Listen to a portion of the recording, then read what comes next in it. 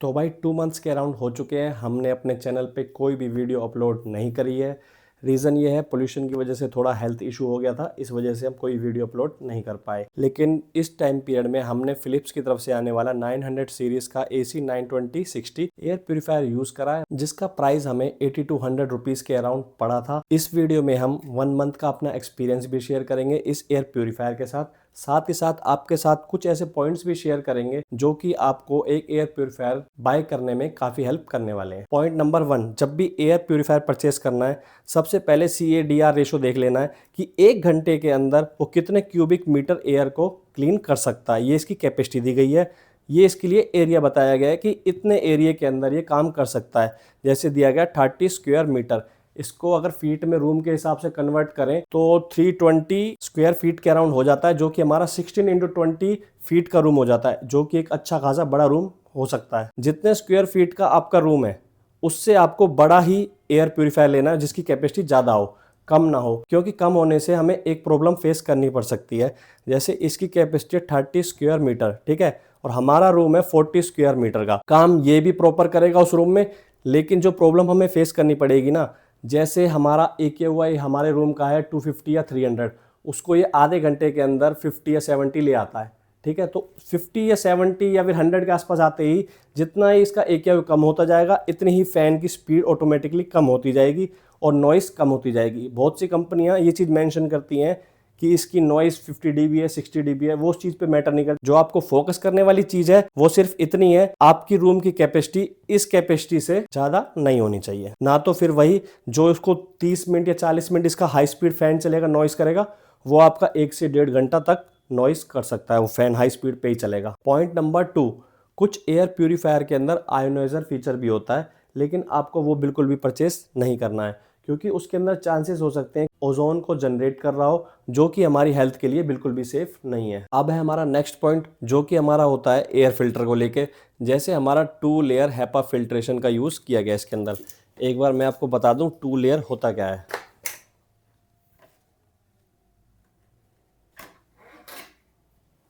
ये है हमारा 2 लेयर HEPA फिल्टर। इसको 2 लेयर क्यों कहते हैं? एक तो नॉर्मल आपका HEPA फिल्टर ये रहा, ठीक है, और एक प्री फिल्ट्रेशन के लिए एक जाली ऊपर लगाई गई है अलग से। यहाँ से देख सकते हो जो ब्लैक कलर की है, ये पूरी जाली है। ये जाली इसके ऊपर लगाई गई है ताकि जो एयर के अंदर बड़े डस्ट पार्टिकल हैं और साथ ही साथ आपके जैसे पेट वगैरह के हेयर होते हैं, वो इसके अंदर होल्ड हो जाएं, जो कि हमारे HEPA फिल्टर तक ना पहुँच के उसको ज़्यादा डैमेज ना करें, उसको ज़्यादा चोक ना करें, और क्लीनिंग के टाइम पे बाहर से क्लीन हो जाए और हमारे HEPA फिल्टर की लाइफ अच्छी देखने को मिलती है। बात लाइफ की करें तो 6 मंथ से लेकर 12 मंथ तक यूज़ हो सकती है, पर यह डिपेंड करता है आपने कहाँ, कैसे और कितने टाइम तक इसको यूज़ करा है। लेकिन एक चीज़ मैं बताऊंगा जिससे आप 1/3 लाइफ को इंक्रीज कर सकते हो। आपको अपने HEPA फिल्टर को महीने में 2 से 3 बार क्लीन करना है, एयर ब्लो करके, ब्रश वगैरह से नहीं करना है। और कैसे क्लीन करना है मैं बताता हूँ आपको। जो आपका एयर ब्लोवर है, यहाँ से एयर प्रेस करनी है। कभी भी यहाँ से अगर आप एयर प्रेस करते हो तो वो आपके HEPA फिल्टर को चोक कर देता है, क्योंकि जो भी डस्ट है वो यहाँ से सक होती है, यहाँ से फ्रेश एयर निकल के आती है। तो सारी डस्ट हमारे इस साइड अपर एरिया में है, अगर इधर हम एयर ब्लो कर देंगे तो वो सीधा हमारे एयर फिल्टर को चोक कर देगा। तो हमें जब भी एयर ब्लो करनी है, यहाँ से एयर ब्लो करनी है, ताकि जो डस्ट है वो बाहर की तरफ निकल जाए और HEPA फिल्टर हमारा चोक ना हो। ये तो हो गई आपकी 2 लेयर फिल्ट्रेशन। जाली लगी है, प्री फिल्टर, दूसरा HEPA फिल्टर। तीसरी लेयर के लिए जो फिल्टर यूज होता है वो होता है हमारा कार्बन फिल्टर। कार्बन फिल्टर की हर किसी को नीड नहीं है, कुछ ही लोगों को उनकी नीड है, वो मैं आपके साथ शेयर करता हूँ। अगर आपके घर में पेट्स वगैरह हैं, कुछ स्मेल वगैरह रहती है, किचन आपका रूम के पास है, उसमें स्मेल रहती है, आपका घर ट्रैफिक वाले एरिया में है जिससे कि गैसेस की ज़्यादा प्रॉब्लम है, या फिर स्मोकिंग करते हो, रूम में स्मेल रहती है, या फिर कोई लंग्स की प्रॉब्लम है जिससे कि बैड स्मेल से इरिटेशन होती है, तो मेन पर्पस बैड स्मेल को खत्म करने का होता है आपके कार्बन फिल्टर का। तो उसके रिगार्डिंग अगर आपको इन सब में से कोई भी इशू है, उसके लिए आप कार्बन फिल्टर वाले 3 लेयर फिल्ट्रेशन की तरफ जा सकते हो। पर उसके लिए एक चीज़ मैं आपको बताना चाहूँगा, हमारा 2 लेयर फिल्ट्रेशन है, इसमें आपका प्राइस पड़ेगा आपको फिल्टर का 2500 के अराउंड। और वहीं पे जब 3 लेयर हो जाएगा ये, तो फिलिप्स का ही बता रहा हूँ मैं, तो 4000 रुपये के अराउंड सिर्फ इसके फिल्टर का प्राइस हो जाएगा। अगर आपको नीड है कार्बन वाले की तो आप 3 लेयर लो, अदरवाइज 2 लेयर काफ़ी अच्छा है, आप 2 लेयर की तरफ जा सकते हो। तो ये फ़र्क होता है आपका सिंगल लेयर, 2 लेयर और 3 लेयर फिल्ट्रेशन के अंदर। एक चीज़ ध्यान देने वाली और है, कभी भी आपको एयर प्यूरीफायर बाय करना है सबसे पहली बात, एक रेपुटेटेड ब्रांड का बाय करो। मैंने फिलिप्स का करा है, ये डॉक्टर रिकमेंडेड है, काफ़ी मैंने जगह देखा है, खुद डॉक्टर लोग इसको रिकमेंड करते हैं, तो क्वालिटी में तो कोई कॉम्प्रोमाइज़ नहीं है। मैंने जो यूज़ करा है उसके अकॉर्डिंग बता रहा हूँ। और दूसरा, अगर आपको दूसरा ब्रांड का लेना है तो वो भी ले सकते हो, लेकिन उस पर हेपा-13 क्लियर मेंशन हो और साथ ही साथ ट्रस्टेड ब्रांड भी होनी चाहिए। कुछ कंपनीज ऐसा करती हैं, ट्रू हेपा करके मेंशन कर देती हैं, लेकिन ट्रू हेपा और हेपा-13 दोनों में डिफरेंस है। हेपा-13 की क्वालिटी एयर प्योरीफायर की ज़्यादा बेटर है। अब जैसे हमने ये 8200 का लिया है, सेम वाईफाई में आता है स्मार्ट वाला, वो आपका 2000 और महंगा है, वो आपका पड़ेगा 10,500 के अराउंड। और जैसे इसकी कैपेसिटी दी गई है 30 स्क्वायर मीटर की, ये 40 स्क्वायर मीटर का आता है, वो आपको पड़ेगा 17 to 18,000 के अराउंड। बाकी अब करते हैं अपने प्रोडक्ट के बारे में बात। जैसे कि क्लियर मेंशन है, 2 लेयर मैंने बता दिया आपको क्या होती है, स्लीप मोड मैं आपको भी बता देता हूँ, और लॉन्ग लास्टिंग फिल्टर इसीलिए बताया गया है 2 लेयर की वजह से, क्योंकि प्री फिल्टर होने की वजह से आपके फिल्टर की लाइफ बढ़ जाती है।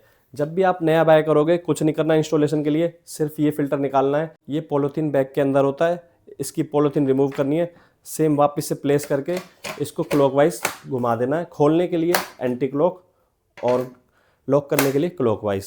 ये आपका हो गया।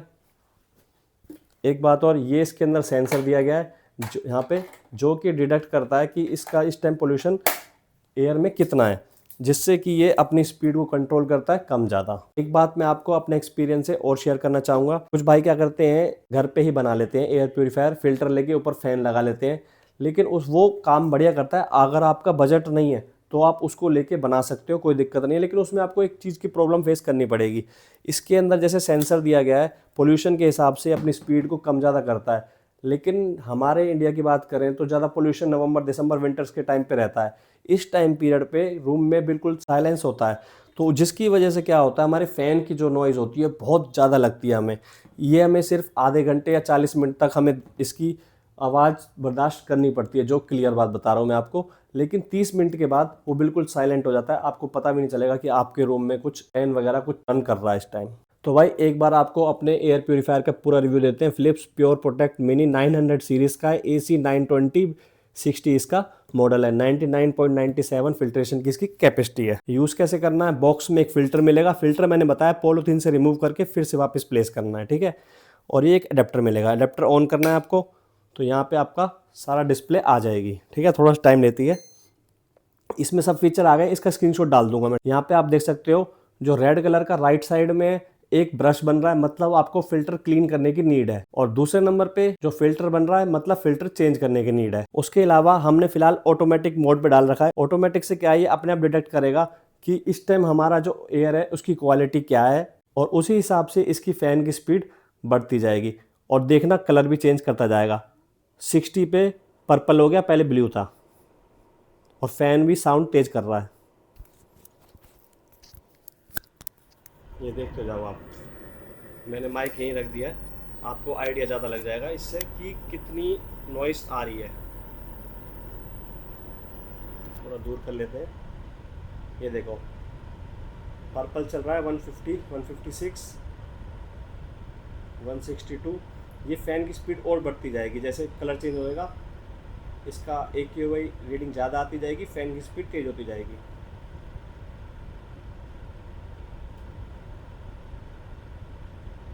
जो हमारे यहाँ पोल्यूशन रहता है लगभग 270 280 का अराउंड रहता है। ये देखो रेड हो गई, ये बिल्कुल मतलब हैज़ार्ड चला गया है। अब रेड हो गई है, देख सकते हो, मतलब काफ़ी बेकार एयर चल रही है इस टाइम। एक बार पूरा डिटेक्ट करेगा, उसके बाद धीरे धीरे इसको कम करना स्टार्ट कर देगा। अब इसके मोड की बात करते हैं। नॉइज़ आपको पता चल गई होगी, नॉइज़ ज़्यादा आ रही है, ठीक है। अब ये इसके मोड है, ये स्लीप मोड है, जो यहाँ पे दिखा रखा था स्लीप मोड। मेरे को फ़ायदा लगता नहीं है स्लीप मोड का। स्लीप मोड में फ़ायदा इस वजह से नहीं है क्योंकि बिल्कुल साइलेंट हो जाता है, काम धीरे धीरे करता है। फ़ायदा क्या है उसका, ये क्या हो, देख सकते हो आज क्या दिखा रहा है, काफ़ी ज़्यादा है। फ़िलहाल की रीडिंग देख सकते हो कितनी ऊपर जाती जा रही है, अब कम होनी स्टार्ट हुई है, जिसकी वजह से मैं काफ़ी टाइम से परेशान था और वीडियो नहीं आई। ये आपके सामने यही रीज़न है। और यहाँ से आप लाइट को ऑन और ऑफ़ कर सकते हो, ठीक है, नाइट टाइम में। ये पावर है। बाकी मेन रखना आपको इसी पे जो मैंने बताया mode, slow speed, high speed, automatic. Automatic सबसे सेफ़ है, मतलब सबसे अच्छा है जो वो ऑटोमेटिक ही है।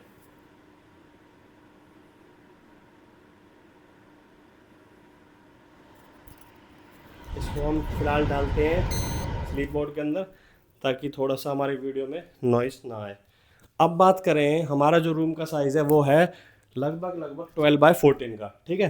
तो 12/14 को ये कितनी देर के अंदर कवर कर लेता है? तो भाई 12/14 को ये लगभग 30 से 40 मिनट के अंदर कवर कर लेता है। जो आपने नॉइस सुनी है रेड पे, वो आपकी पर्पल पे जाती है, काफ़ी साइलेंट हो जाता है उस टाइम तक।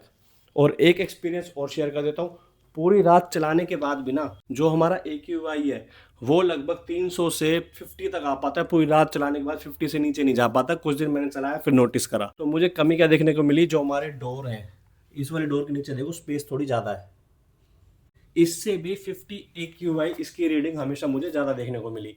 तो एक छोटी सी एडवाइस और देना चाहूँगा मैं आपको, जो हमारे डोर सीलर आते हैं, मुश्किल से 200 रुपये का आ जाएगा, आप वो पैकिंग लगा के रखो नीचे। मैंने लगा के रखी है वो, मतलब मैंने तो वो नहीं लगाई, अभी ऑर्डर करी है, लेकिन मैंने फिलहाल सील करके देखा है, 5 AQ तक आ गया था। जैसे नाइट में चला के सोया, सुबह मॉर्निंग में देखा तो 5 तक देखा है मैंने इसकी रीडिंग। लेकिन अगर नीचे से सील नहीं है तो इसकी रीडिंग लगभग 50-55 के अराउंड देखने को मुझे मिली है। तो भाई जो मैंने आपको बताई थी स्टार्टिंग में, मेरे साथ प्रॉब्लम चल रही है थोड़ा हेल्थ इशू, AQI आपने देख ही लिया है मेरे यहाँ कितना ज़्यादा चल रहा है। मिनिमम भी 280-290 चलता ही रहता है, इतना तो आज तो इतना ज़्यादा हुआ पड़ा है। थ्रोट में हमेशा पेन रहता है, कई दिन हो गए मेरे को, कम से कम 1 महीना सा हो गया है, उसके बाद मैंने बाय करा है। तो भाई मेरा सजेशन ये है, आज की डेट में यार एयर भी बिल्कुल कुछ एरियो में तो नहीं है क्लीन, जिस एरिया में भी 200 प्लस कर रही है ना, उस घरों में एयर प्यूरिफाई होना चाहिए। कम से कम जब तक आप घर में हो 8-10 घंटे, उस टाइम तो आप फ्रेश एयर ले सकते हो। कोशिश करूंगा कि कुछ ऐसे और जो एयर प्यूरिफायर हैं थोड़े सस्ते भी हों और थोड़े से इससे अच्छे भी हों। मेरी इन्वेस्टमेंट तक का बजट था 8,500, उस रेंज में मेरे को सबसे बेस्ट यही लगा। अगर इससे थोड़े ऊपर और नीचे वाले एयर प्यूरिफायर मैंने देख रखे हैं, वो मैं लिंक के साथ आपको डिस्क्रिप्शन और कमेंट बॉक्स में पिन कर दूँ, वहां से आप जाके चेकआउट कर सकते हो। इस वीडियो में इतना ही, मिलते हैं भाई लोगों से नेक्स्ट वीडियो में।